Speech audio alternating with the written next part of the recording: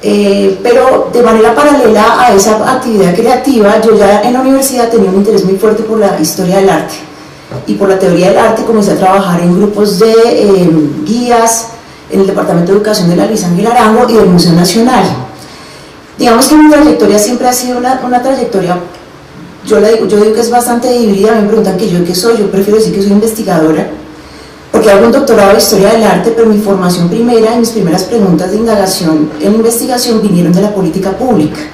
Trabajé mucho tiempo en el antiguo Instituto Distrital de Cultura y Turismo, hoy día sería Secretaría de Cultura y de Artes, y esa situación profesional me llevó como a una serie de indagaciones y debates de la escena artística bogotana, que muchas veces no pasan por el ámbito académico, sino pasan en la escena de la política. Y de esa manera la charla trata como de mostrar un desvío de unos datos y una información que viene de la política pública, datos como duros, diagnósticos, cosas de ese tipo, y después como unas reflexiones que yo tengo hacia esos diagnósticos, que de alguna manera he ido desarrollando en unas investigaciones más recientes. Las preguntas que me ha hecho Jaime eran las siguientes: ¿qué sigue en términos de su producción y reflexión artística para un estudiante de arte una vez se gradúa de la universidad? ¿De qué vive un artista en un contexto como el nuestro? ¿Qué estrategias desarrolla para financiar sus proyectos? ¿Cómo inciden en el campo del arte los programas de estímulos de instituciones estatales y privadas? ¿Se puede hablar todavía de arte joven en un contexto en el que prevalece el calificativo de emergente para designar la producción de artistas menores de 30 años? Bien, digamos que las preguntas en general tienen como un problema común. Yo veo que a pesar de que apuntan a distintos, tienen distintas respuestas y tienen distintas inquietudes, convocan distintas inquietudes, subyace en ella digamos que una preocupación por cuál es la productividad y las condiciones de sostenibilidad, digamos, de las prácticas artísticas y de los recién egresados. O sea, ¿cómo podemos pensar en las condiciones de posibilidad de que ustedes cuando salgan, digo ustedes porque veo que la mayoría son como estudiantes, puede que no, para que su condición de artistas pueda ser viable económicamente y sostenible? Estoy mostrando algunos unos datos de algunos documentos que tienen acceso en internet, los pueden consultar, producidos por la Secretaría de Cultura, la mayoría de ellos, y el antiguo instituto. Son informes y diagnósticos con datos duros, investigaciones hechas desde las ciencias sociales sobre el estado del campo de las artes plásticas en Bogotá. Yo tuve oportunidad de estar, digamos, en proceso de consolidación del primer documento. Los otros sí no, los he conocido posteriormente por otros trabajos, pero no estuve en esos procesos. Digamos que no voy a entrar acá en detalle de estos documentos, pero digamos que una de las situaciones a las que uno se afronta como investigador, y si quiere saber cómo es la dinámica de los artistas emergentes en Bogotá, o cómo están las relaciones entre producción y circulación, digamos que todavía escasea, podría decir que en términos generales la escasez de información es grande.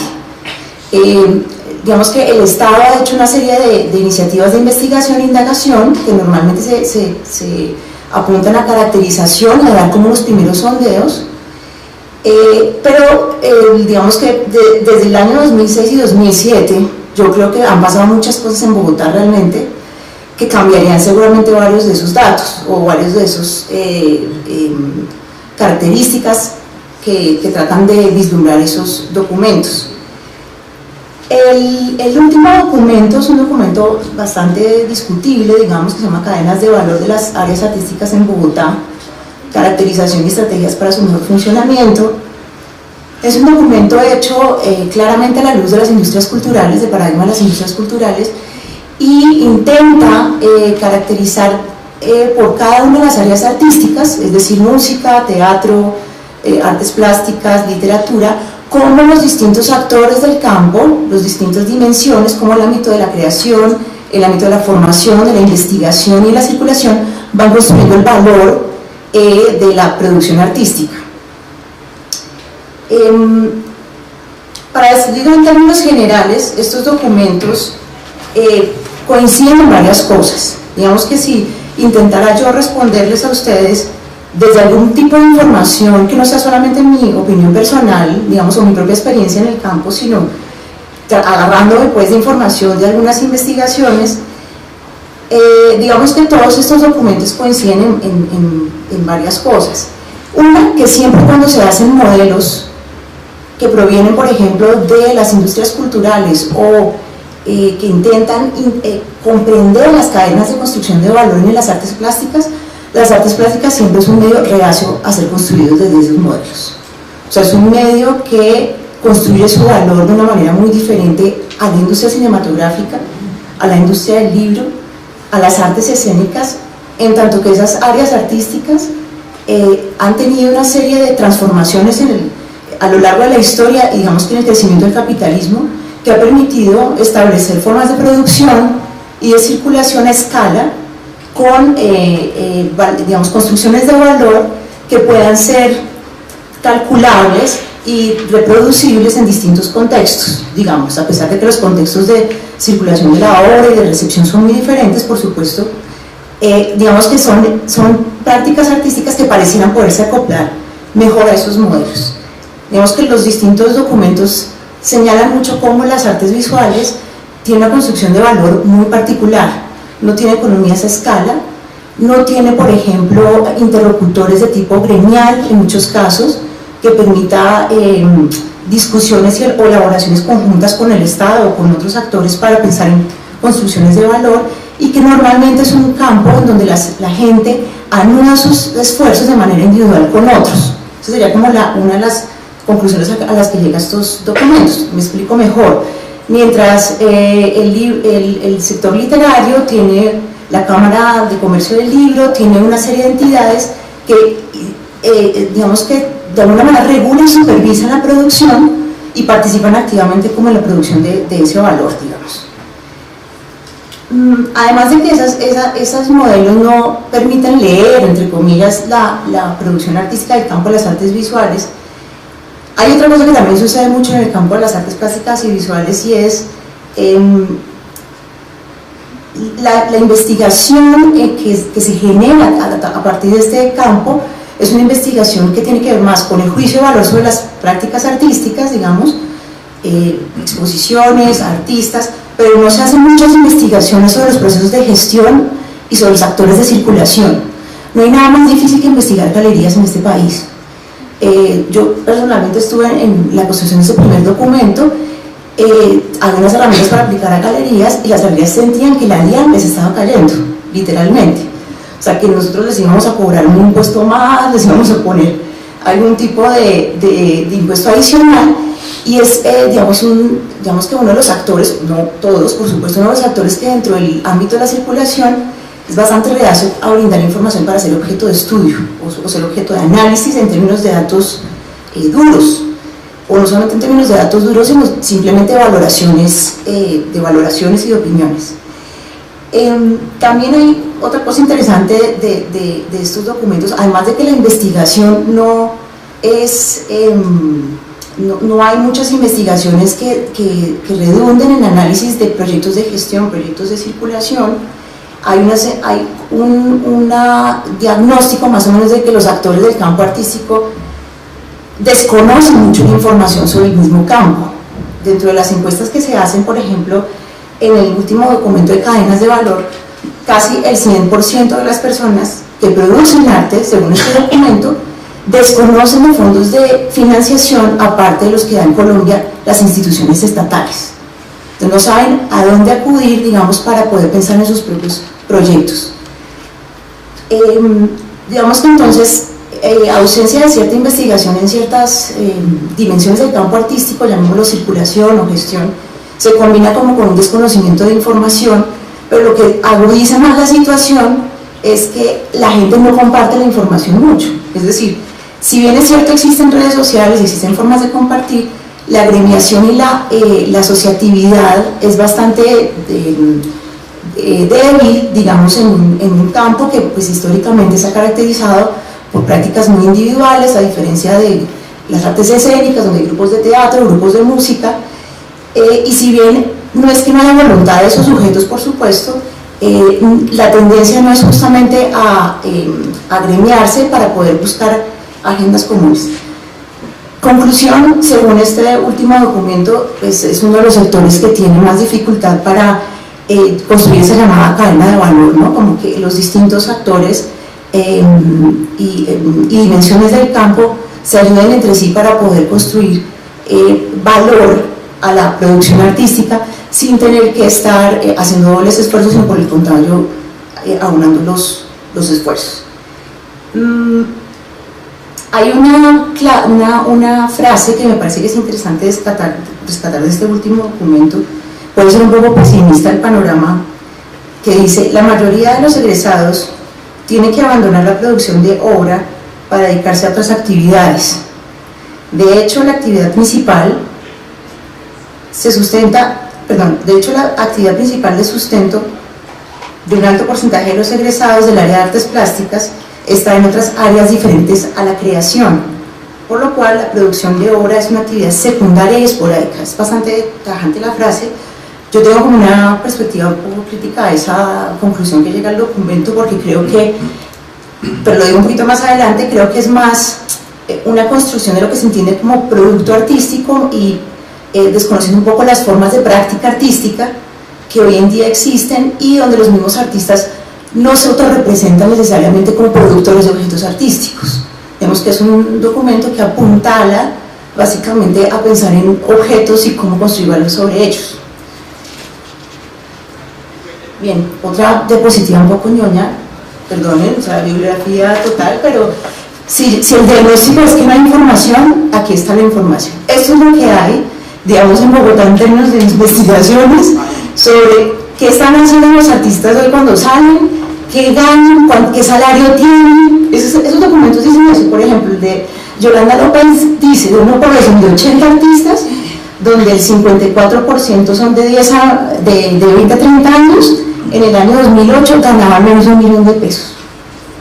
El diagnóstico es fuerte, pero efectivamente lo que se va dando cuenta ella es que ellos van construyendo fuentes de financiación de, digamos de una manera de un portafolio muy amplio de servicios. Digamos que hay es eso, como que tienen un portafolio de servicios y tienen varios ingresos. Sería como la conclusión a que una de las características que ella nota en este trabajo, que es una tesis que no está publicada. La tesis también señala una serie de observaciones a la política pública, donde más o menos dice que la historia de la política pública en Colombia en materia de artes plásticas se ha caracterizado principalmente por una imagen o un ideario, un supuesto de estado de bienestar, donde se entregan los recursos directamente a los artistas, que es lo que ustedes ven todos los años, y no necesariamente construye estas llamadas cadenas a través de otro tipo de agentes, sino que el recurso se entrega directamente a los artistas, y yo diría, eso ha ido modificando efectivamente en los últimos 15 años. Si ustedes se dan cuenta, obviamente esos programas van teniendo estímulos para curaduría, investigación, o sea, se van diversificando, pero de todas maneras la relación en el campo artístico es como Estado-individuo, digamos, en nuestro campo, por lo mismo que les estaba diciendo ahorita, ¿no? O sea, esta condición histórica de práctica que tiende a ser individual supuestamente y que tiende a diluir como los lazos asociativos.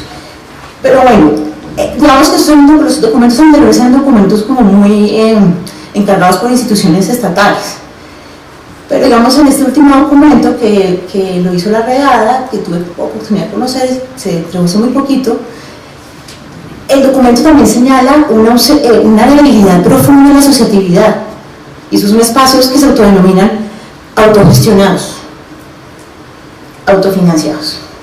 Por ahí veo a uno de ellos. El documento señala que de manera muy parecida como pasa con los artistas individuales, los espacios por supuesto tienen que buscar diferentes fuentes de financiación, o sea, como este portafolio de servicios y productos. Pero llamaba la atención la investigación de que entre los mismos grupos, si bien se podrían coadyuvar esfuerzos para potenciar, por supuesto, prácticas, entre comillas, servicios, ¿no? Son términos un poco difíciles para nosotros, pero en términos económicos y sociales son servicios. Tendía a haber un trabajo débil en términos de asociatividad y trabajo en red dentro de los espacios de Bogotá. Había unos espacios que tenían relaciones fuertes con otros espacios en otras ciudades, en otros países también, pero dentro del mismo entorno local era un poco, tendía a ser endeble como esa asociatividad. Conclusión, asóciense. Es decir, no creo que esa sea la respuesta, no creo que sea causa-efecto, pero lo que pareciera ir diciendo estos documentos, evidentemente, es que, digamos que dividido nos vencerán, por decirlo así, es un poco lo que trata de decir los documentos divididos nos vencerán un poco. Si nos asociamos más y nos tejemos más sobre redes, por supuesto vamos a potenciar mucho más muchos capitales. Los documentos no hablan mucho en términos de capitales, que yo creo que es bastante más útil para entender varias cosas. Y ahí es cuando yo ya hago como mis comentarios a estos documentos. Digamos, cuando hablamos de un concepto como juventud, que es como el término que yo he estado trabajando históricamente, como revisar cómo se construye históricamente ese concepto, los mismos artistas entrevistados en varios de estos documentos no desean, por supuesto, ser empleados de por vida. Es decir, no hay una expectativa de estabilidad económica a la usanza de nuestros padres o abuelos. Es decir, hay un quehacer de la práctica artística que se vislumbra y se entiende como independiente, móvil, muy flexible. Por supuesto, todos quieren vivir de su trabajo, pero no necesariamente está asociado su trabajo, su fuerza de trabajo, sus ingresos con una sola actividad, con una sola actividad como una manera tradicional de verlo. Entonces creo que los documentos un poco oscurecen una transformación que cada vez se ve más de entender la producción artística hacia una práctica artística que es mucho más derramada, mucho más móvil, y donde los mismos artistas, por supuesto, ya no solamente se vislumbran como artistas en tanto producen obras, sino porque tienen espacios autogestionados o tienen actividad docente que muchas veces la comprenden también dentro de su propósito profesional, y en esa medida los documentos de alguna manera tratan de dividir la producción de obra, analizar su construcción de valor sin tener en cuenta también como los desvíos y las derivas que ha tenido la práctica artística contemporánea, lo que hace también difícil estudiarlo y entenderlo, ¿no? Un libro es un libro, es un objeto que tiene una cadena de producción muy clara como industria, digamos, y en ese caso en las prácticas artísticas resulta mucho más difícil para este tipo de documentos como entender su lógica. Bien, digamos que aquí ya viene la parte del diván y mi parte como más personal. Como que yo, de todo ese tipo de discusiones, yo estuve, les comentaba que en el primer documento había estado participando de la construcción y también de la distribución del material y el análisis de qué pasaba, etc.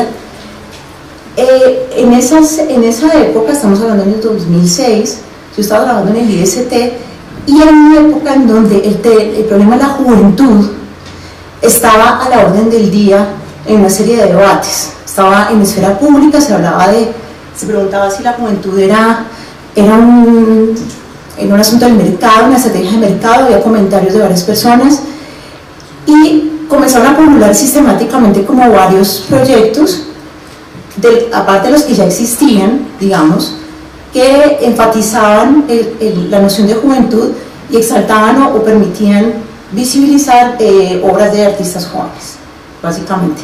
Entre ellos el premio Luis Caballero, el premio Salón Fernando Botero, que además fue, yo creo que ya parece historia hace mucho tiempo, ¿no? Esta imagen, pero yo me acuerdo cuando salió este plegable, fue muy fuerte, digamos que yo que trabajaba en la entidad pública era muy fuerte ver que se iba a sacar un premio que daba un premio mayor que el premio Luis Caballero, que era el Estado. Es decir, como que desde ese momento comenzaba a vislumbrarse cierto descentramiento, yo diría hoy, del papel del Estado en los procesos de legitimación y de estructuración de los artistas emergentes. Estoy haciendo una celebración que se siente un poco a la ligera, es más una reflexión que yo he venido haciendo como de todo esto, que un resultado de una tesis o algo así. Digamos que esto es más como lo que yo he ido pensando a través de la acumulación de mucho material y de las investigaciones que hago. Digamos que de manera muy sintética, en Colombia hasta entrado el siglo XXI, el Estado tenía a través de muchos mecanismos de becas y convocatorias una forma de legitimación y de jalonamiento de los artistas en la escena nacional. Tanto así que, por ejemplo, a principios de la década del 90, para llegar al Salón Nacional de Artistas Jóvenes, uno pasaba por el Salón Nacional, luego por el regional y llegaba al nacional. O sea, era como un embudo, ¿no? Uno entraba al Salón Nacional y salía al final del Salón Nacional. Había como una jerarquía en las formas de ascenso y legitimación de los artistas. Eso, por supuesto, se ha ido digamos, descentrando y se ha ido abriendo, por supuesto, a otras dinámicas, afortunadamente. Pero así como se ha ido abriendo otras dinámicas, comenzaron a aparecer como mayores actores y más actores en ese papel. Entonces, estoy hablando más en la década de los 90 para acá, de allí también el arranque con la frase de César Gaviria. Los 90 es una época muy interesante en la escena artística local, donde, digamos, hay un momento muy crítico económico, hay una sensación de pocos espacios, algunos importantes posicionados, pero realmente la situación para los artistas jóvenes es de arrégleselas como pueda, más o menos. Hay pocos espacios y personas que comienzan a hacer autoedición, autoorganización, proyectos autofinanciados. Entonces, cuando aparece, digamos, este plegable con este monto que era muy alto, digamos que parecía que estuviera pasando algo diferente con la condición de juventud. Es decir, que se desajustaba, parecía desajustarse una lógica supuesta donde el artista que entra en un espacio social y de actividad artística de preparación tiene una valoración económica menor que uno que está en una fase de predominio. Eso es una palabra, una jerga como muy sociológica. En una fase de predominio, que decía entonces lo de Luis Caballero. Entonces, esto era como la economía al revés, como decía Bourdieu. O sea, había algo que se estaba desajustando allí. Y digamos que lo que yo creo que ha venido pasando recientemente ratifica, por supuesto, también esa supuesta lógica. Creo que hay un debate muy álgido en la esfera pública sobre Óscar Murillo, que también va señalando como que esa lógica, que eran los modelos también sobre los cuales se leía o se podía de alguna manera clasificar o caracterizar, más bien no clasificar sino caracterizar la relación entre producción económica y en momento de legitimación o momento de ocupación del artista en el campo artístico. Son variables que efectivamente han cambiado mucho y han cambiado por una serie de factores diferentes.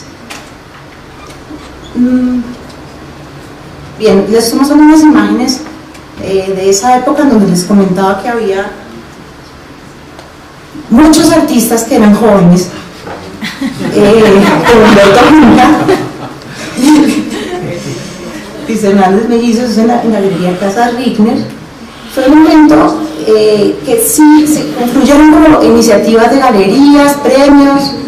Existía ya el histórico Salón de Artistas Jóvenes de la Galería Santa Fe. Había varias iniciativas que comenzaron a redundar como en esta noción, y de allí que yo me hubiera preocupado como por estudiar más ese término. Parecía que era un término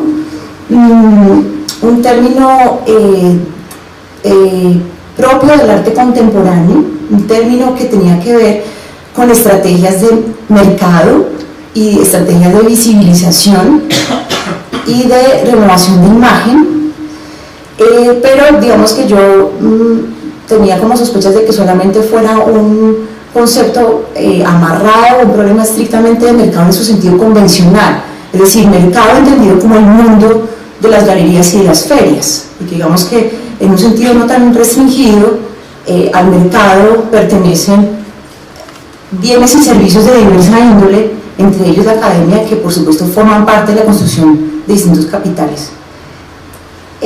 Entonces, digamos, como en esta serie de situación coyuntural, comencé como a hacer una averiguación de qué pasaba con ese concepto, y finalmente el resultado está en este libro que se llama Arte y Juventud, el Salón de Artistas Jóvenes en Colombia, que es más un estudio historiográfico, no es un estudio sobre arte contemporáneo, aunque al principio se hacen unas preguntas sobre por qué ese concepto ha sabido anclar tantas capitales.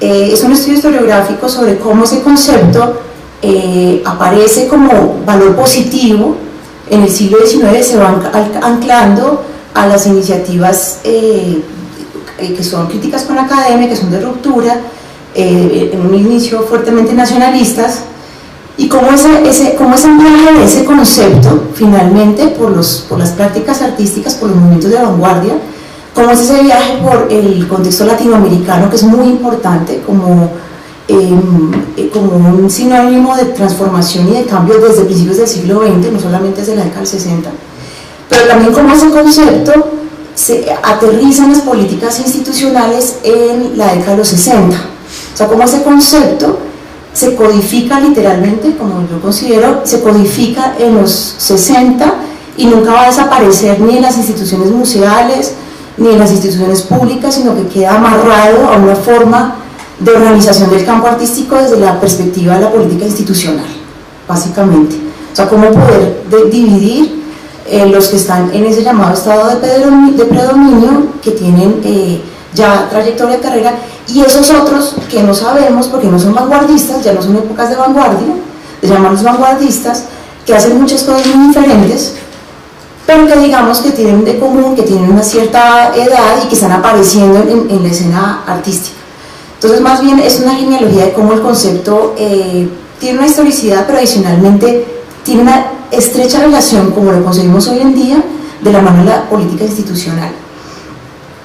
Esto un poco para responder las últimas preguntas que me hizo Jaime. Me decía la pregunta sobre cómo inciden en el campo del arte los programas de estímulos de instituciones estatales y privadas, y si todavía se podía hablar de arte joven en un contexto en el que prevalece el calificativo de emergente. Yo diría como de esas dos preguntas trataré como de responderlas al tiempo. Como venía hablando, evidentemente los programas de estímulos de las instituciones estatales sí juegan un papel importante en el campo artístico. Lo juegan de muchas maneras.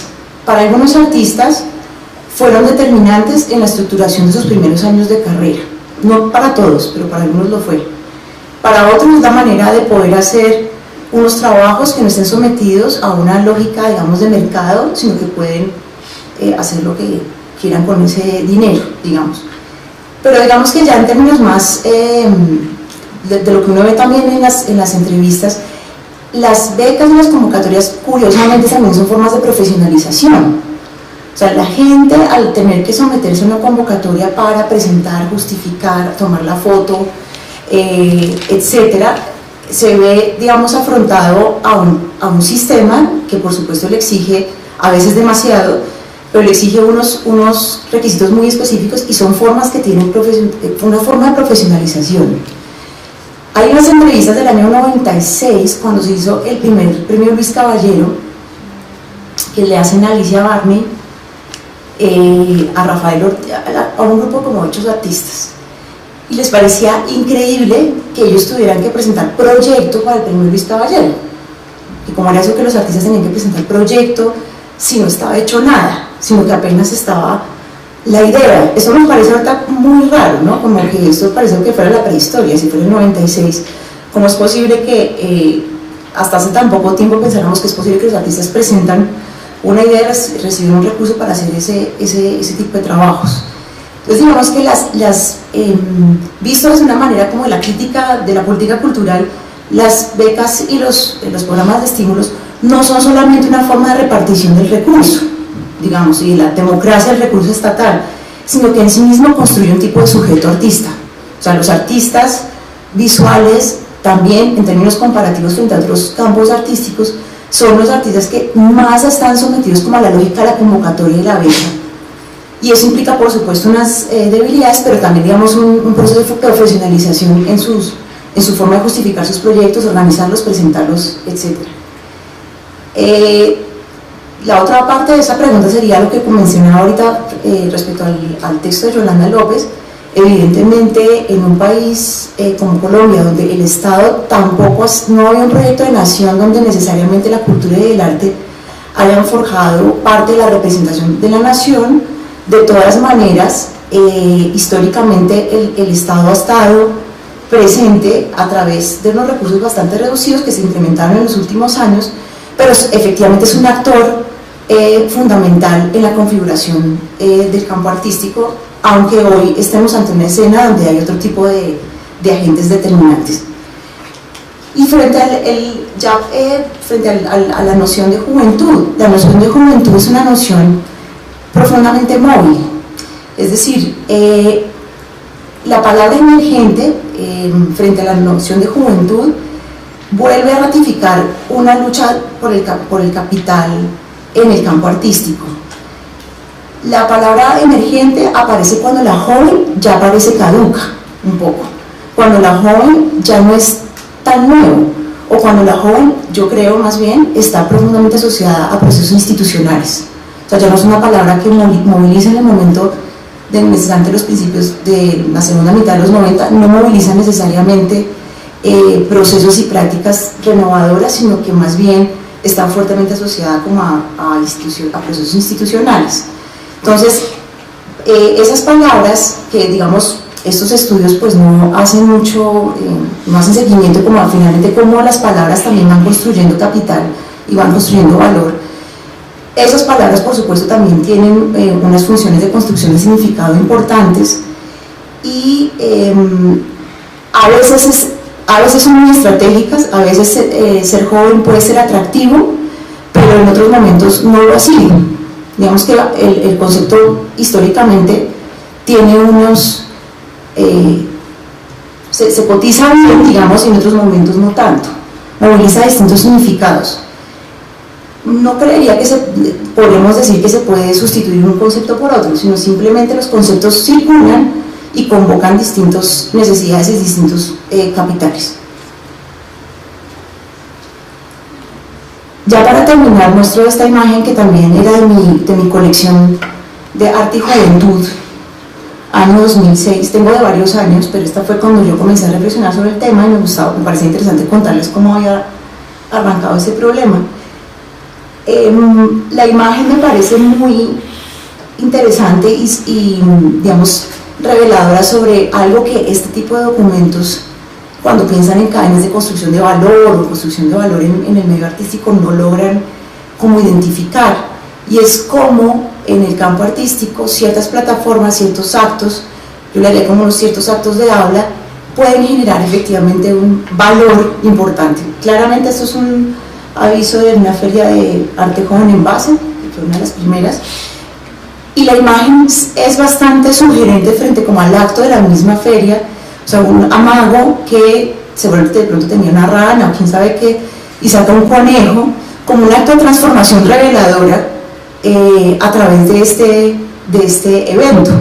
Entonces, ya para terminar un poco, lo que mencionaría es que, si bien estos estudios evidentemente dan cuenta, sirven, les sirve consultarlos, la verdad, sirven para ciertas cosas, lo que no logran vislumbrar es cómo en el medio artístico también la producción de discursos y de significado vía nociones, conceptos, plataformas, no pueden ser como rastreados fácilmente por este tipo de encuestas, datos, sino que tienen que ver más con el conocimiento vivido y la experiencia vivida de los actores del campo. En esa medida, pues, mi propia experiencia personal sería como eso, ¿no? Como venir en un espacio donde se intenta pensar, diagramar modelos, estadísticas, etcétera, intentar acciones, pero que luego confrontando como con las subjetividades y con cada uno de los procesos artísticos, pues hay como una brecha entre uno y otro. Muchas gracias.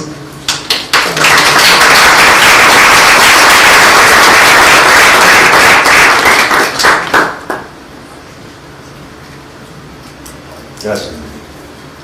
No sé si hay una pregunta o algo que queramos comentar. Después. Bueno, lo dejo con Ana María y Lucas. No sé cómo.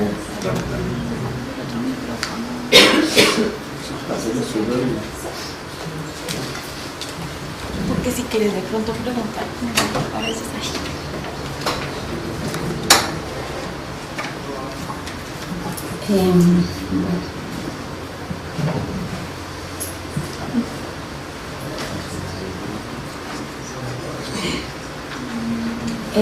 bueno, yo me voy a ir como a devolver un poco a un estado como más embrionario y más, digamos, desde la obra de los artistas, conectando un poco con el final de Nadia también, como un llamado un poco como a la desorganización y a la indisciplinariedad.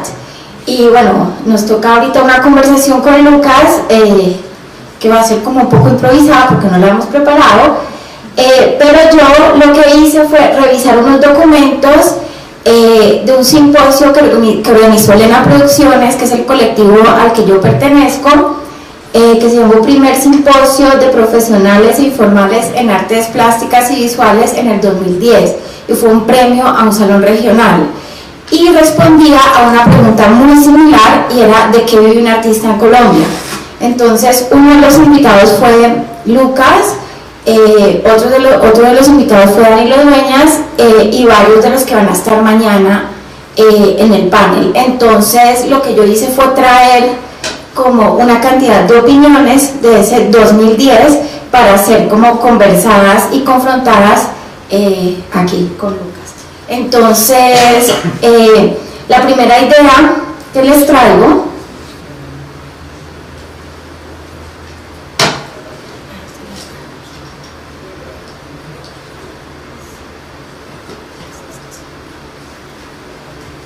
es el artista como el trabajador perfecto.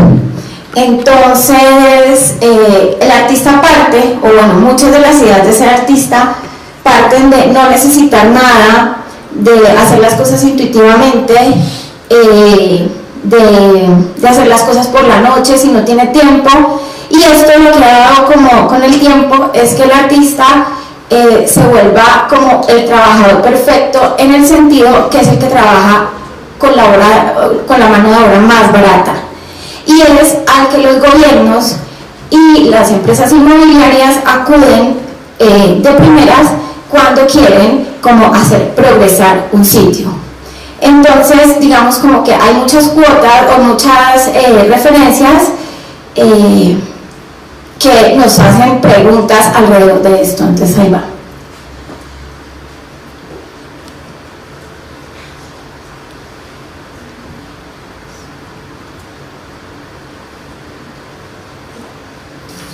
Esto se llama el arte como profesión, ¿no?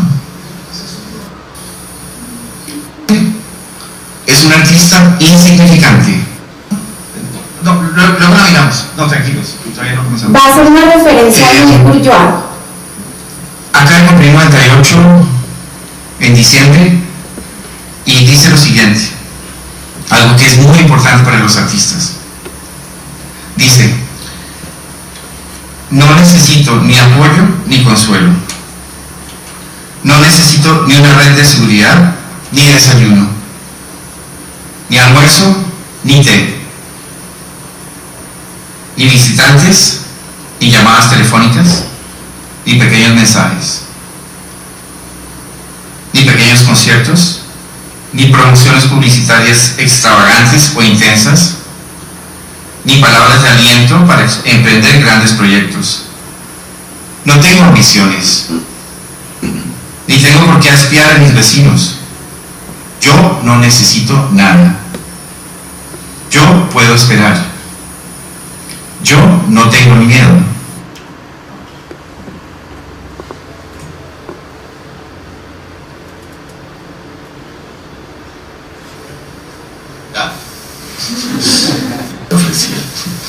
Te acabarán por marchitarse, y como usted mismo habrá firme, ennoblece al que lo realiza.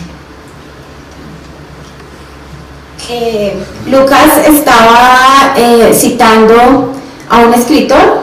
¿Vos te acuerdas qué escritor era? Sí, era Robert Balzer, un escritor austriaco que tiene un cuento que se llama Vida de artista o Vida de poeta en otras traducciones. Entonces Lucas lo trajo al simposio y lo proyectó y leía como unas partes de este. Cualquier trabajo hace este poeta. Por supuesto, como lo dice también Jasper Johns, los artistas son la élite de la servidumbre. Entonces aquí lo dice, ¿no? A propósito, parece ser que muy a temprana edad empezó ya a escribir poemas en pequeñas tiras de papel. Hiciera el tiempo que hiciera a cualquier hora del día, en cualquier estación, en todo tipo de habitaciones, alcobas o aposentos, conos y calefacción. Él se instalaba completamente apartado del mundo para entregarse a ratos y con mayor o menor satisfacción a sus fantasías. Tomando esto, miren, el señor no puede evitar hacer arte. Está trabajando en la agencia de publicidad, puede estar trabajando como barrendero y aún así escribe poemas en pequeñas tiras de papel. Parecido a un tal Kafka, creo que trabajaba en las madrugadas, que era el único momento en que había silencio en el apartamento que compartía con su papá, que lo iba a despertar muy temprano al otro día para irse a trabajar. Es decir, un artista no puede evitar hacer lo que hace, así tenga dificultades, así no tenga subsidios. Entonces, ¿por qué preocuparnos por la subsistencia de esos artistas si no pueden evitar hacer lo que hacen?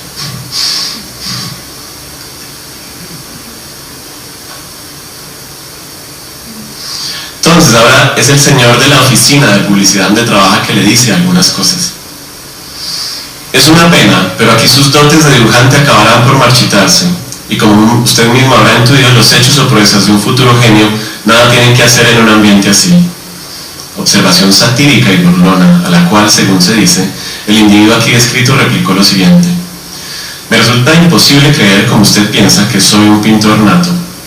Más bien diría que en mí dormitan unas poderosísimas dotes y una auténtica vena de escritor profesional. Le agradezco de todo corazón la sugerencia, sin duda sincera y bien intencionada, de que me vaya a Múnich a conquistar una existencia brillante, pero quisiera permitirme observar que, antes de ir hasta Múnich a pie o nadando, preferiría con mucho, o al menos casi con la misma rapidez e idéntico deseo, ir a remar y pasearme por el Cáucaso, donde seguro podría haberme involucrado en aventuras que no me ocurrirían en ningún otro sitio.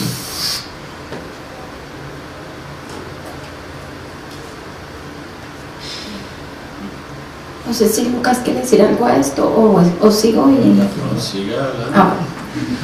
Bueno, o sea, es un llamado como un poco, conectando con el final otra vez de Nadia, como a la desorganización, a la no estadística, a seguir haciendo lo que se quiere. Sin embargo, yo también planteo la pregunta del perfecto trabajador, que a veces eso hace que los artistas seamos como los perfectos trabajadores con la mano de obra más barata que existe. Ahora, digamos, otro asunto, otro fragmento, es como el artista como remix, que es un modelo que se da sobre todo en nuestros países, como en vía de desarrollo, entre comillas, y es el artista que le toca hacer de todo. O sea, uno ve, como lo que decía Nadia, que uno se gradúa y luego le toca hacer diseño gráfico, le toca hacer edición de video, le toca hacer, no sé, diseño de ropa, etcétera, o animar fiestas, o hacer videos para fiestas, y uno termina como permeando el trabajo de todo esto. Otro de los asuntos relativos a esta idea del artista que le toca hacer de todo para sobrevivir, viene de las instituciones también artísticas y del concepto de esfera pública de Habermas, y de los problemas que tiene este concepto según las feministas, que es que las mujeres siempre son empleadas como coordinadoras, asistentes y todos los trabajos que tienen que ver con administración y organización, porque como se cree, las mujeres son más organizadas que los hombres. Entonces traigo a colación un trabajo de un artista que se llama Mónica Restrepo y es Diario de una Ejecutrash, y son fragmentos como de información de ella trabajando en una institución de Cali de coordinadora del centro de documentación. Entonces ella lo que hizo fue cómo hacerle un giro a ese tipo de trabajos, o cómo asumir, digamos, que uno cuando sale como mujer le toca hacer eso para poder ganar plata. Hay otro artista que también traje, haciendo una referencia al simposio, que es Evelyn Sánchez.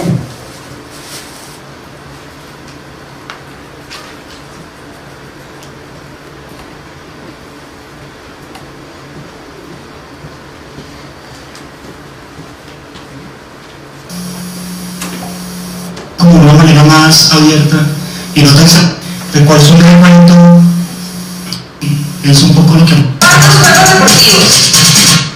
Y él, a diferencia, digamos, de Mónica, que es una mujer y va como al sector de la coordinación, de la asistencia, de la organización, se emplea como editor de video.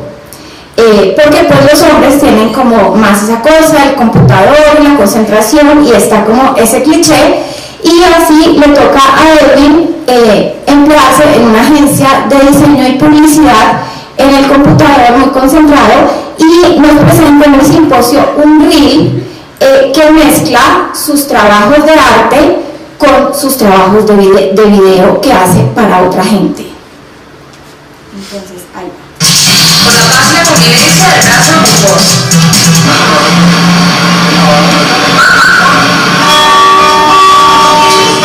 Se los voy a poner un poquito antes, qué pena. Es un poco lo que vamos a ver ahorita.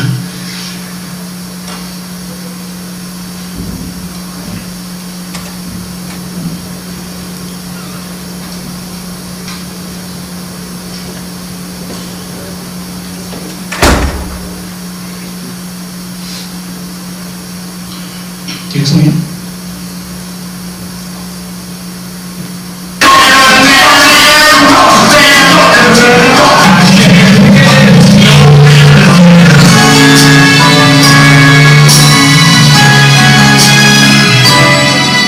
Donde haya una guitarra o de pronto un piano, un trío, para que evoquemos el México que se nos fue.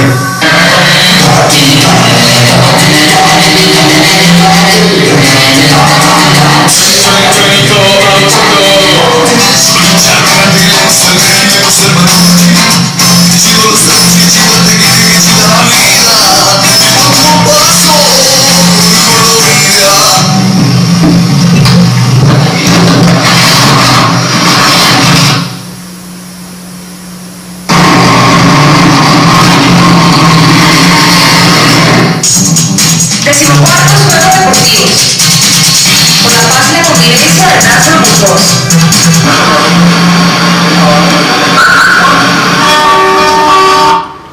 Bueno, entonces aquí vemos como este tipo de modelo de artista que se da mucho acá, o sea, que se da mucho en Colombia y en este tipo de países, en el sentido que no todos los artistas viven de las galerías, entonces les toca hacer este tipo de trabajos como mezclados, y las mujeres se van más a la organización y la coordinación, y siempre hay como un jefe hombre a la cabeza que les dice: organíceme esto, hágame esta carta, y siempre están las agencias de diseño y las agencias de publicidad que contratan al diseñador, que es un poco nerd, un poco distraído, pero que es muy bueno para el computador, y lo ponen a hacer todos sus trabajos de video, que de alguna u otra forma permea el trabajo artístico tanto de la una como del otro.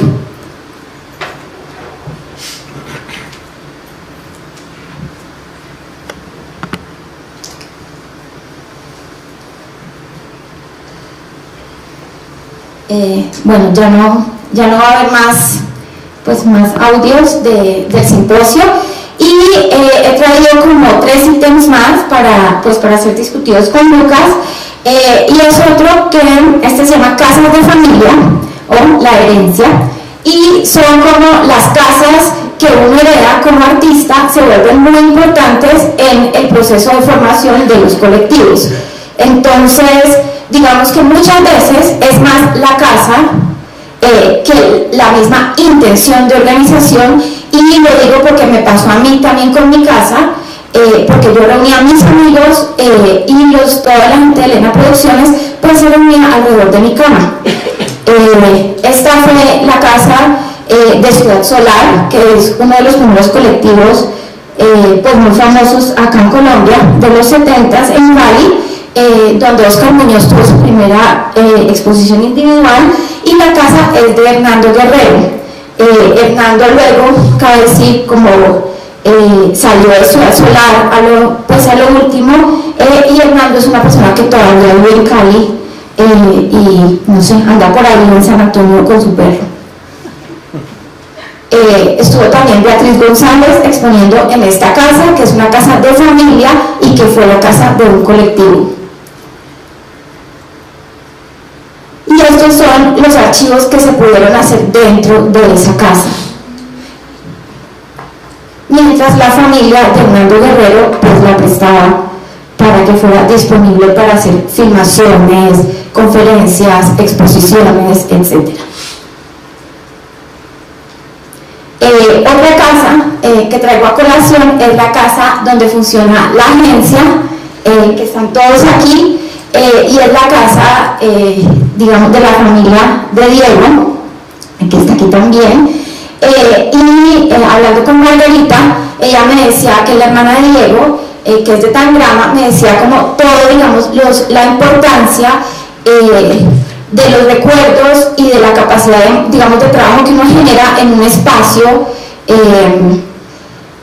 que generan un espacio para poder proyectarlo hacia el futuro, y que ese mismo espacio, como viene como de una tradición, entre comillas, le da como la fuerza también para seguir existiendo. Una suerte como de aristocracia, entre comillas, pero como vuelta al revés. Bueno, luego nombraré la escuela de garaje, que es de la agencia. Y bueno, esta no es una casa familiar, pero es una casa en Teusaquillo, y me interesaba traerla. Aquí están los de Miami también, y es una casa que se sostiene por alquileres de talleres en el segundo piso, y asimismo se sostiene, por ejemplo, Gasworks en Londres, y es una forma también de sostener el trabajo del artista y no perder el contacto con los otros artistas que también están trabajando. Entonces es una forma como Adriana y Juan se mantienen como produciendo ellos también en contacto con otra gente.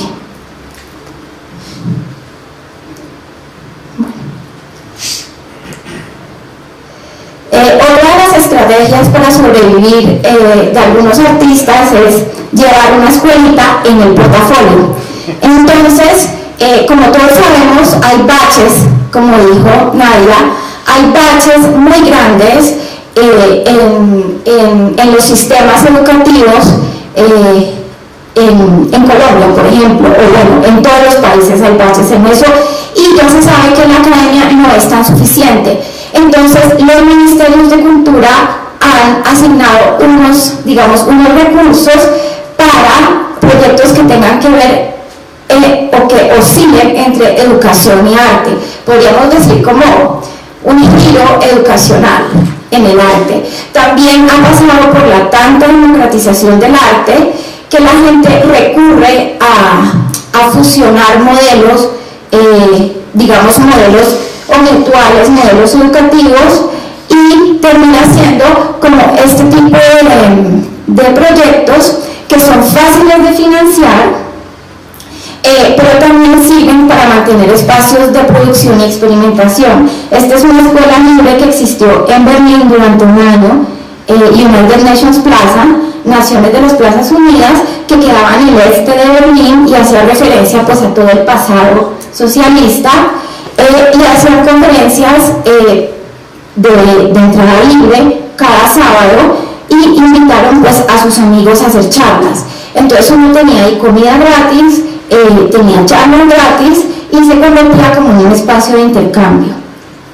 En esta escuela, o de esta escuela, salieron una cantidad de proyectos, películas que luego son mostradas como obras o productos artísticos. También hay invitada en la biblioteca de Martha Rosler, que es una feminista importante de Estados Unidos, y la escuela de Berlín se volvió la casa de Martha durante un tiempo.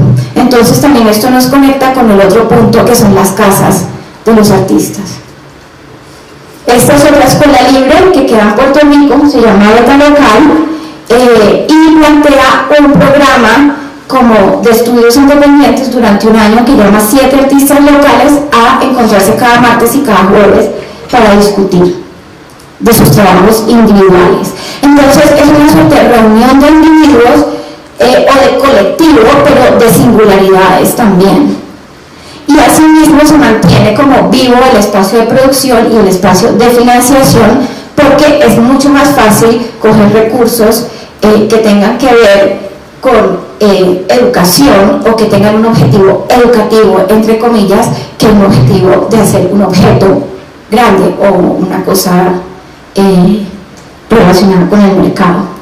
Sin embargo, esta es una forma de coger recursos para hacer esas otras cosas o para tener la excusa de hacer la otra cosa. O por ejemplo, obras de arte que incluyen talleres como las de Antonio Caro, los talleres de creatividad, Federico Guzmán, o el taller de Juan Linares y Erika Arz que hicieron en el Festival de Performance. Nosotros también tenemos una escuela, y lo estoy diciendo porque Elena Producciones tiene una escuela que se llama la Escuela Móvil de Saberes, y hemos vivido del presupuesto del Ministerio de Cultura de los laboratorios de investigación-creación durante más o menos 8 años. Y con esta escuela hemos viajado y planteamos una serie de conversaciones acerca de la historia colombiana que ha sido borrada que ha sido borrada en el transcurso pues, de la construcción misma de ella. Otra escuela que se lanzó esta semana es la escuela de Erika Flores, Mónica Restrepo, Gerlin Ferla y Hernán Barón, que se llama La Nocturna, y es simplemente encuentros en sitios, terrazas y casas de artistas. Bueno, y finalmente este es el último ítem que dice: haga de sus vacaciones una obra o una obra de sus vacaciones pagadas. Y son artistas que recurren o piden presupuesto para hacer viajes y viven haciendo viajes, o viven de residencia en residencia, que es una forma también de vivir como una forma nómada, sin casa. Y el mejor ejemplo de esto son Víctor Costales y Julia Rometti, que estuvieron exponiendo aquí hace más o menos un año en la Central, y ahorita están en la Bienal de Cuenca. Hicieron un viaje por el sur de Cuenca, por el sur de Ecuador, trayendo, digamos, las relaciones naturaleza-arte. Y ese es, digamos, su tema, y es la excusa también para poder viajar o para poder tener como una forma de vida. Bueno, ya les he presentado, creo que es suficiente, no sé, Lucas. No, se ve bien. Bueno, ver a ese señor joven, que habló todo eso. Que habla como por la nariz, ¿no? A punta de... Y lo del trabajador perfecto, ¿no? Una especie de bobo útil. Hay un cantante que se llama Bob Dylan y que enardeció a todos sus seguidores porque le dio en una época por cantar una canción que se llamaba You Have to Serve Somebody. Tienes que servir a alguien. Y todos sus seguidores, ¿cómo usted nos va a cantar eso? Usted que es tan libre, ¿no? De alguna manera yo estoy agradecido con ese evento que organizaron los de Elena, que me sirvió para escribir un texto que se llama De qué vive un artista, que es fácil de encontrar en internet y que lo leo en cuanto a ocasión puedo. Por ejemplo, se lo leo a los papás que traen a sus hijos acá para ver si los ponen a estudiar arte. antes de que paguen la matrícula, no después, antes. Y sirve para hablar de la pregunta que todo el mundo trae en la mente. Y es un texto que escribí en base a experiencias familiares, experiencias de amigos. Me acordé, hice como un rastreo de todas las maneras en que yo entendía o conocía cómo podía uno vivir de arte. Me gustó también lo que mencionaba Nadia de la oferta de servicios, ¿no? Que creo que también va con eso. Y tal vez un poco lo que no, el pedacito que leía en esta conferencia al final, que es, este artista está empleado en una agencia de publicidad y el director de la agencia al parecer es alguien muy caritativo, alguien inusual, y ve tal talento en este artista que le dice: oiga, usted está desperdiciando su talento aquí en la agencia de publicidad, usted se está prostituyendo. ¿Por qué no? Yo le pago una escuela de arte, vayas a estudiar a los Andes, yo le pago los 12 millones allá para que vaya a estudiar arte. Y este artista dice: no, yo preferiría irme al río, yo preferiría irme a navegar, yo preferiría irme en la moto con Gael García por toda Latinoamérica. Es decir, de alguna manera, listo, hay una oferta de servicios, que hay que vivir de algo, a gastos fijos, ingresos fijos. Muchas personas empezamos a tener empleos fijos solamente porque tenemos gastos fijos. Pero esos servicios también inciden en la experiencia que tenemos. Es decir, sin esos servicios solo estaríamos haciendo arte sobre el arte. O solo estaríamos haciendo el arte que aprendimos en la clase para hacerlo en la clase, o el arte que estaríamos haciendo para tal exposición. Es decir, así esos servicios empobrezcan nuestra vida como artistas, porque no podemos irnos al taller todo el día. Esos servicios enriquecen el tener una mirada compleja sobre el mundo. Yo en esta universidad trabajo con algunos profesores que salieron de la universidad, fueron con su beca a trabajar, a hacer una maestría o un posgrado en otra universidad, y después volvieron acá a seguir siendo profesores de la universidad. Es decir, estas personas nunca han ido a una oficina de 8 a 5 de lunes a viernes, nunca no han ofrecido ni un servicio de ejecutrash, ni han ofrecido un servicio de edición de video. Es decir, la experiencia que tienen en la vida en relación a arte es la experiencia que les ha dado la universidad, y nunca han salido de la universidad. Seguro eso está muy bien, así como hay personas que nunca saldremos del circuito del arte solo para vivir de su arte. Entonces, ese es el pedacito que me gusta mucho de ese cuento. No es tanto ni lo estoico ni lo romántico. Se parece un poco como cuando uno estaba en el colegio y uno le decía al profesor de matemáticas: páseme, va a estudiar arte. Eso no se necesita. También, no sé, también como hay... Romántico, falta cerrarla. Ya la he echado antes, entonces tiene su cierre. Entonces uno le dice: páseme, ¿verdad? Pero es de una candidez inmensa pensar que a uno no le sirvieron las matemáticas en el colegio. El pensamiento abstracto que uno tiene nace de las matemáticas, así uno haya estudiado arte. Yo estoy relacionando eso, a veces el pensamiento abstracto o complejo sobre la vida no necesariamente viene de la clase de arte, viene de ir a sacar el RUT, pero no por la dificultad de sacar el RUT. Uno cuando está haciendo la fila del banco, uno ve gente y uno dice: esta gente también existe, ¿no? Yo estaba hablando sobre toda esta gente en mi arte político, en mi arte social, pero no los conocía, solo los había visto en el noticiero. Tan raro, ¿no? Hay más gente que la que yo pensé que existía, y supuestamente con la que yo estaba hablando, porque tenemos un entendimiento de que arte es para todo el mundo. Entonces, a mí me interesa esto y esas experiencias, sobre todo por la experiencia. Es poner, sí, cuando uno le van a ofrecer a un empleado, uno le dice: ¿tiene experiencia o no tiene experiencia? Y uno lo ve, ese es el letrero chistoso que ponen en restaurantes baratos, ¿no? se necesita mesero con experiencia. Me dice, pero ¿cómo voy a poder aplicar a este empleo si no he tenido experiencia? Y todos me exigen experiencia. Pero es la experiencia del empleo para el arte, que me parece que es ahí donde también se enriquece esto. No sé, Ana María.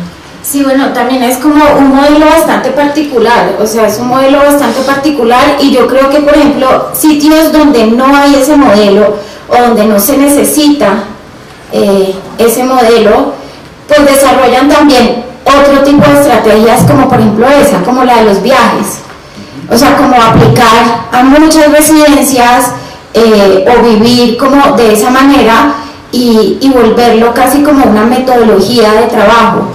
También buscando un poco eso, como la experiencia real o la experiencia... Sí. Pero también es que a veces la plata está en lo pedagógico, ¿no? Uno ve que dicen, cuando uno va a mandar a una vaina o organizar un evento estatal con plata de subsidio, te dicen, métale talleres pedagógicos. ¿Sí? O métale arte relacional, tienen que meterle algo de arte relacional, ¿sí? Así esos artistas sean artistas del arte por el arte y hagan monocromos, póngalos a hacer un taller con madres reinsertadas, desplazadas, ¿sí? Afrodependientes y portadoras del VIH. Y con eso el político se echa su discurso ese día, porque el político no se va a poder echar un discurso sobre los monocromos, pero sí se va a poder echar un discurso y va a justificar los impuestos que ha reinvertido en arte gracias al taller pedagógico. Porque vivimos en una sociedad que no se aguanta un monocromo, eso le causa como escozor, pero sí se aguanta el taller. Entonces, a veces esa necesidad de llevar una escuelita en su corazón parece altruista, pero también es muy astuta. Claro, no, y además es lo que, un poco lo que yo decía al principio, son los, digamos, los baches o los huecos que hay en el Ministerio de Educación, que se los tiran al Ministerio de Cultura para que los cubra, y sirves como una cosa como homeopática y demasiado temporal para solucionar problemas mucho más hondos en el país, pues de desigualdad social, de falta de educación. Pero digamos, como yo lo he presentado aquí y como yo lo veo que funciona, o funciona por ejemplo en la escuela de garaje, en la agencia, o funciona en la parte de las United Nations Plaza en Berlín, es como espacios para mantener también la producción del arte, o sea, para mantener viva como la producción, porque son espacios donde uno todavía se puede equivocar, donde uno todavía puede errar y no, digamos, no embarrarla, porque uno no la puede embarrar cuando va a exponer en la galería, porque si hace el montaje mal o si respondió a la entrevista mal, pues lo echan de la galería después. Y yo lo que veo, digamos, en estas escuelas en las que yo presenté, por ejemplo, es eso, que mantienen el espacio de producción vivo, que es muy difícil cuando uno ya es adulto y cuando ya es, y como tiene, digamos, un mercado ya construido, mantener un territorio para equivocarse. Entonces, sí, la gestión también se empieza a volver un medio igual de creativo que el otro. Por ejemplo, uno diseña un catálogo y uno le deja la portada roja y uno está feliz porque uno hizo un monocromo, el primer monocromo que uno hizo en la vida, y eso también es una exposición, lo va a ver una cantidad de gente, va a circular por todos lados, y uno metió el gol de poder dejar esa portada roja sin ningún logo ni nada, y uno, ahí también es algo creativo, digo, no. Y por ejemplo la exposición que está ahorita en la Cámara de Comercio que hizo Guillermo Vanegas es diciente sobre eso, ¿no? Ahí no estamos hablando tanto de obras, de eso. De pronto también en la línea de lo que estaba mencionando Nadia, de pronto ahora, pues si en los 90s hablábamos de arte joven, ahora Fernando Botero de pronto va a sacar un premio que se llame Gestión Joven, ¿sí? Porque eso es lo de ahora, al parecer. Pero más allá de las ironías, lo que digo es que también ahí hay una experiencia directa, tienen nombres parecidos. Por ejemplo, si ustedes están preparando una clase, uno la llama, voy a comenzar mi exposición. Hay un público, y de pronto incluso más cautivo que el público que va a la galería, ¿sí? por supuesto también a veces más interactivo, más extraño. Entonces también yo creo que también se amplía el espectro de lo que uno entiende que es creatividad. Y a veces son preguntas que nos las hacemos aquí en Arte, pero otras personas no. Pero es un público comprado también, o sea, es un público que está comprado en cierta medida porque está pagado pues, por los papás. Sí, en cambio, el público que va a las escuelas libres es un público que quiere ir. El otro día hablaba con alguien que también ofrece servicios, es decir, hace diseño gráfico, exposiciones, nuevos nombres, otras cosas, en Santiago Reyes. Y a Santiago me comentaba, oiga, me salió una cosa bien chistosa, tenía que ir a hablarles a unos ejecutivos de una multinacional sobre arte conceptual. Me pidieron ir a hacer una exposición de, no sé, 15 minutos sobre arte conceptual. Y al final el director de mercadeo me hizo unas preguntas todas específicas. ¿Cómo pondríamos el arte conceptual en la esfera de nuestro producto? Y me pagaron más de lo que me pagan por estar dictando clases durante un mes en La Salle College, por ejemplo. Sí. Cuando yo fui a estudiar a una universidad, a hacer la maestría, busqué una maestría que no me tuviera que endeudar, yo era el latino, entonces era la cuota latina ahí, no sé qué tendré en latino, pero había un estudiante que se estaba pagando él solo la maestría, y cuando le preguntaba cómo se la está pagando, el tipo decía, yo trabajé durante 3 años en una empresa. Entonces me dijo, uy, qué duro, difícil, ¿no? Uy, gastarse toda esa plata ahora en la maestría. Ustedes saben que en Estados Unidos la deuda por créditos educativos supera la deuda por tarjetas de crédito. Eso les da cuenta de lo costoso que es eso, pero también del sistema. Pero más allá de esto, este personaje trabajó durante 3 años en una empresa como artista. Entonces lo que él decía era, mira, a mí me traían un día unos tenis, me decían, póngaselos. Otro día me traían un reproductor de MP3. Otro día me mandaban en el crucero de Disney por el Caribe. Y cuando volvía, después de usar esos productos, venía alguien a mi taller ahí en la oficina de este lugar, porque yo también ahí hacía vainas raras, tenía mucho tiempo libre, con una grabadora. Decía, ¿qué piensa de los tenis? ¿Cómo le pareció el viaje por el crucero? Y grababan eso, después lo digitalizaban, después lo tabulaban, y la opinión del artista la usaban para mejorar el producto. Es decir, solo porque estamos en arte y seguimos pensando en el circuito galería, museo, bienal, árbol, feria, pensamos que lo de la creatividad está por ahí, pero lo que hacemos tiene un valor gigantesco y cada vez está siendo más reconocido, pero no por arte, no por César Gaviria. Nadie sabe para quién trabaja. Entonces, conozco estudiantes que aquí en esta universidad leyeron Derrida y deconstruyeron. Y ahorita trabajan en una agencia de asesoría para Exxon y para Petrobras y para British Petroleum, viendo cómo cambian la percepción negativa de la imagen de esa empresa. Sí. No, entonces, si quieren ponerlo en términos morales, eso está mal, ¿sí o no? Si quieren ponerlo en términos creativos, es una de las tantas ficciones lógicas que uno puede seguir.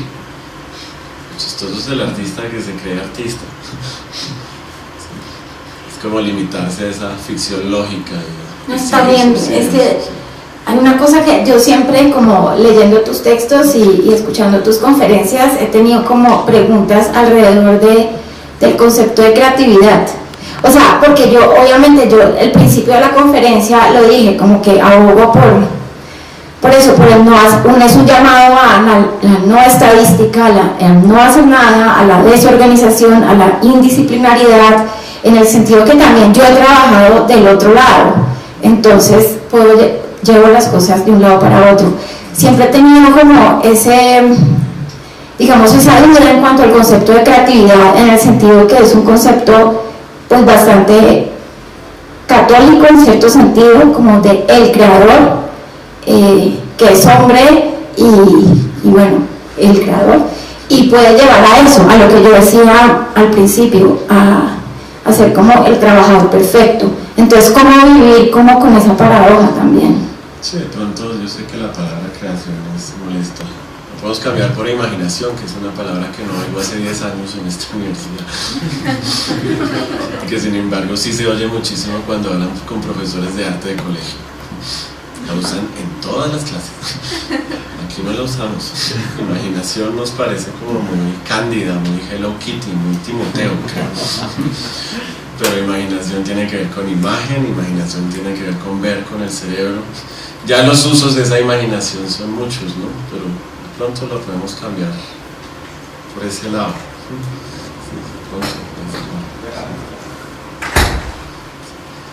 A ver si no sé, ¿tienen preguntas?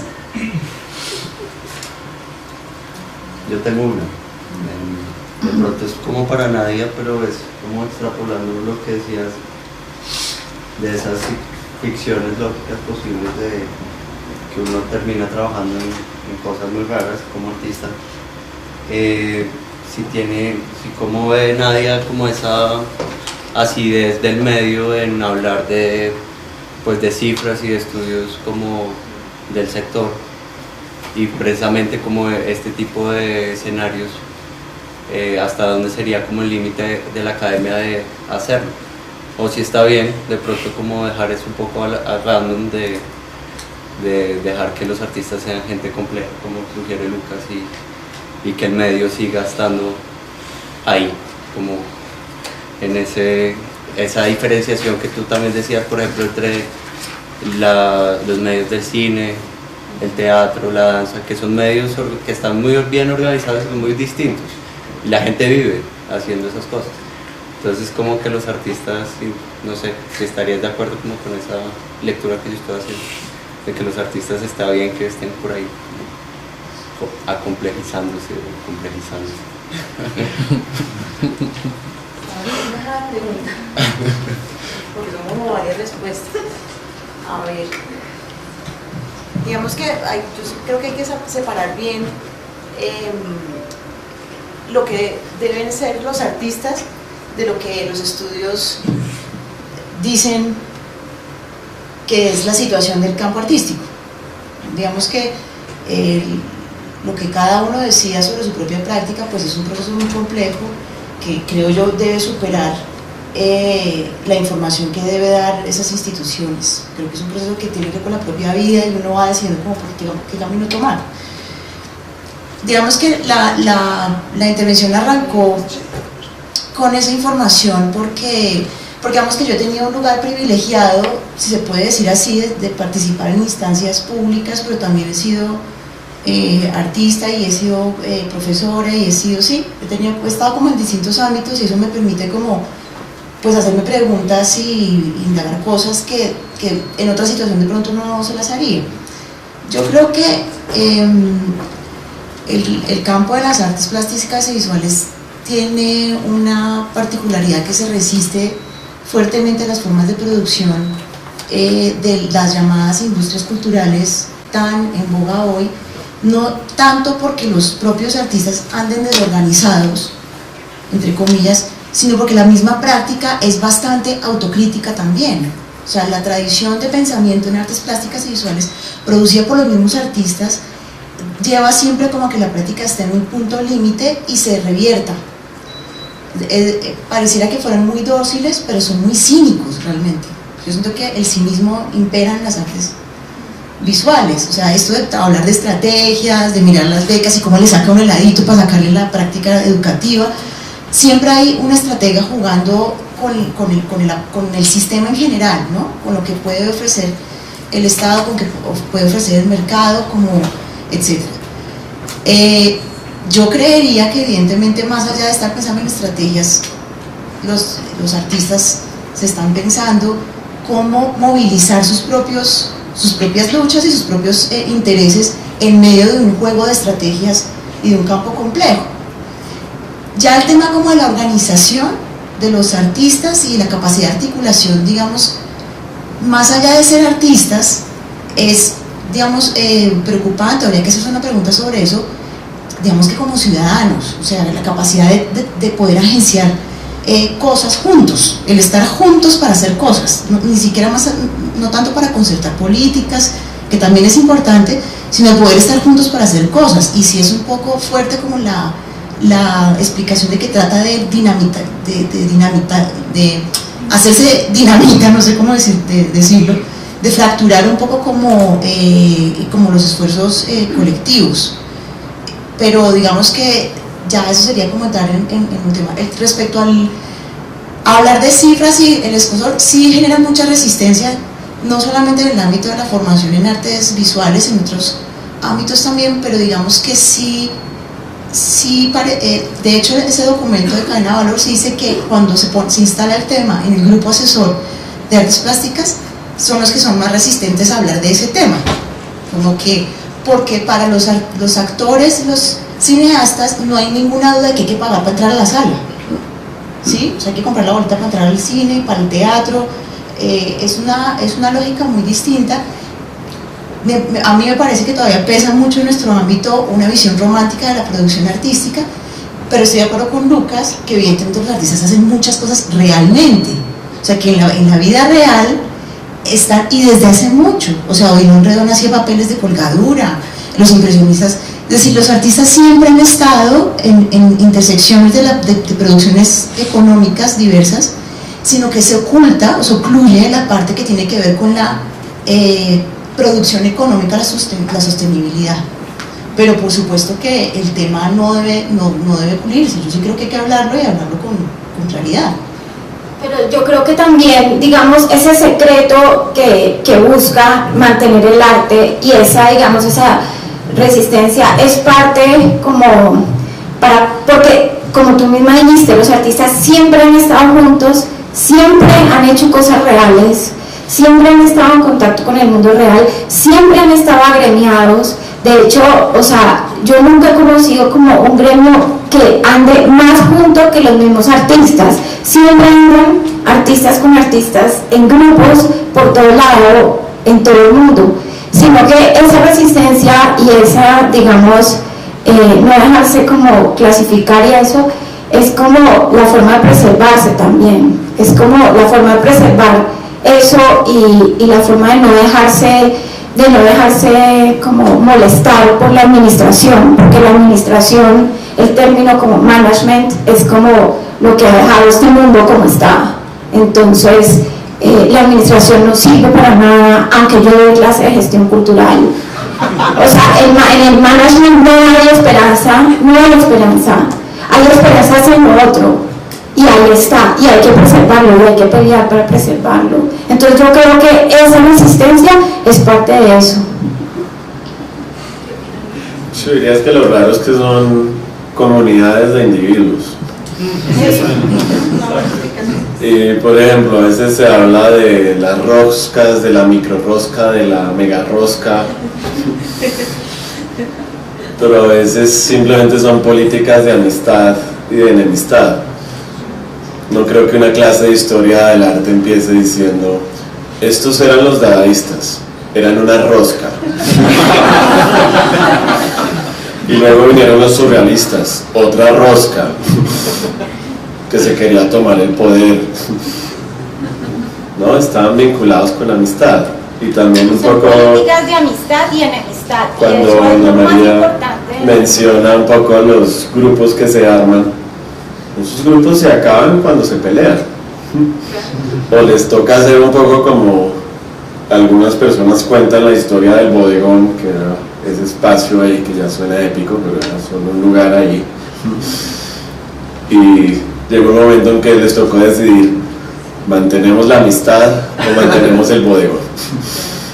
Porque mantener la amistad implicaba entonces que unos seguían trabajando ahí, abriendo el lugar, cerrándolo. Y eso era mantener el bodegón. Mantener la amistad era cerrar el bodegón, pero seguir pasándola bien entre ellos, sin tenerse que pelear por el que no pagó la cuota, etc. Entonces creo que también hay una dinámica ahí de, por eso digo, de lo de gestión joven, porque usualmente son lugares que funcionan cuando salen las personas de la universidad, están un poquito desparchados y desocupados, pues porque en la universidad iban a clase y ahí tenían organizado su tiempo. Y todo lo hacían para la clase, entonces apenas uno le quitan el todo lo hacían para la clase, uno ya no sabe qué hacer. Y con Jaime lo hemos hablado, apenas salen de la universidad uno los ve deambulando por acá, viniendo a cuanto evento se organiza acá. Ya después se empiezan a ocupar, pero durante un periodo un pariente tiene una finca en el Quindío, o una fábrica de zapatos Chapinero, y ahí les toca pagar el arriendo bajito, una casa en la soledad, y esa casa no es tan solitaria, sino que la llenan con actividades. Pero ya después, por supuesto, hay un intersticio entre los créditos académicos y los créditos hipotecarios. Ya después alguien se mete a comprarse un apartamento, alguien no se tomó la píldora, alguien empieza a sentir el llamado de la naturaleza a tener hijos, hombre, mujer, y pues hay que empezar a cerrar el espacio alternativo y volverse más oficial y empezar a trabajar en el distrito, en el museo o de profesor, porque, repito, a gastos fijos, ingresos fijos, es una ecuación básica, ¿sí? Básica. Pero va como, pues, digo, es que también es bueno ver el tiempito en que ocurren. Y todas las vanguardias, o lo que llaman vanguardias artísticas, ocurren también en ese tiempito. Algunos después siguen un poquito desordenados y se resisten a eso. O por ejemplo, mantienen sus gastos bajitos, como Antonio Caro, que durante mucho tiempo trabajó intempestivamente en publicidad. Y él es muy discreto en eso, y hasta ahora yo he visto que ningún historiador del arte ha leído a Antonio Caro como con las estrategias de la publicidad, y cuando uno compara sus obras con las estrategias de la publicidad, pues ahí es evidente muchísimas de sus obras, eso no las demerita, así de pronto el mismo artista piense que no se debe hacer esa relación, pero esa relación habla, lo que decía un poquito antes, de la experiencia, o lo que ustedes hacen allá en Cali, eso es un grupo de amigos, pero y sí, le sacan plata ahí al ministerio, al otro, pero no sé, hacen las cosas bien, ahí siguen siendo amigos. Todavía no les ha tocado escoger entre eso. Bueno, ¿Oren? ¿Perdón? No, ya dijo lo que... Sí, bien. Entonces, si les parece, tenemos un café, 10 minutitos, y seguimos con José Cultura, que viene de lejos para contarnos también escuelas de artistas. A ver, ¿nadie vas a decirlo? Sí. A ver. ¿El micrófono acá? Sí, no es que esté diciendo que esté en contra de eso, que eso me parezca mal, sino que hay muchas formas de susceptibilidad y muchos niveles de capacidad de agenciar cosas, digamos. Estos documentos, por supuesto, lo plantean más como un nivel más, digamos, más macro, no como en micropolíticas y microterritorios, sino más macro. Por eso decía que, digamos, que esos documentos pueden decir muchas cosas, pero los artistas, por supuesto, toman iniciativas y formas de desarrollar sus iniciativas de acuerdo a las condiciones reales también en las que les puede desarrollar, y yo también lo hice todo el tiempo. Respecto a lo de la parte económica, no me refiero al secreto. Claramente la práctica artística no se puede explicar por dinámicas económicas, eso lo sabemos, sino que el trabajador perfecto cae cuando no sabe ciertas dinámicas económicas. Ese es el tema. O sea, yo me he visto afrontada a exalumnos y gente que conozco que me llama así: ¿cuánto se cobra por tal? No tengo ni idea cuánto se cobra por XX cosas, ¿no? Y como que a veces no hablamos de esos temas para evitarnos como caer en el prejuicio de que no hacemos servicios, sino que hacemos práctica artística, ¿no? Esa lucha como entre que esto no vale porque nos importa más que lo que nos retribuye económicamente. Gracias. Sí, digamos, en los años 70 un señor que se inventó un contrato, que es el contrato Trojansky, que es un contrato para artistas que les mantiene dividendos sobre las ventas de sus obras. Es decir, a cada venta sucesiva el artista sigue recibiendo plata, y ese contrato le permite vetar muestras de esa obra donde no quiere, y hace que el coleccionista le tenga que estar reportando cosas. Lo que digo es, no se trata de ser irracionales, se trata también de enloquecer la racionalidad. Por ejemplo, ¿por qué no hacer un contrato para los artistas que quieren que su obra no se vuelva, ¿qué?, mercancía, y que tiene una postura política? ¿Por qué esos artistas no hacen un contrato donde dicen que cada vez que van a volver a vender su obra, la tienen que vender a menos precio? Eso inmediatamente evitaría la especulación. Pero no, como somos artistas no pensamos en la plata, al parecer, o solo pensamos en la plata para el arriendo. Lo que digo es que la lógica de ser artista también implica jugar con eso. Es más, eso ya lo hacen otros artistas, los de Interbolsa, los Nule, los de Bitcoin, todos esos. Pero los únicos que a veces somos supremamente cándidos con eso, seguimos siendo los de arte, precisamente porque no jugamos con esa lógica. Y todo eso en literatura, yo creo que todo eso que mostró Nadia ahí Eso son novelas de Balzac, todo eso de la cadena de valor, pero hay que leerlo así, y hay que jugar como actores ahí, no simplemente como dejar que otros nominen eso.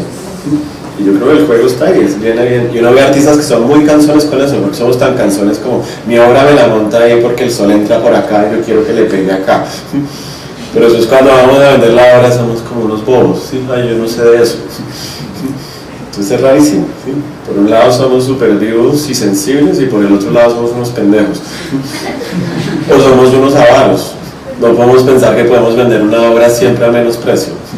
Porque no liberamos el dinero simplemente de su capacidad de codicia y también lo usamos para devaluarlo, poniéndole sellos de falso o haciendo contratos para que la obra se venda por menos, o jugando con esas estadísticas también, ¿sí? Creo, cosas que se hacen. Bueno, gracias. Entonces seguimos un café de minutitos y seguimos con Clínicas de Arte Contemporáneo y Jorge Sepúlveda, que nos va a contar de esto que hemos hablado.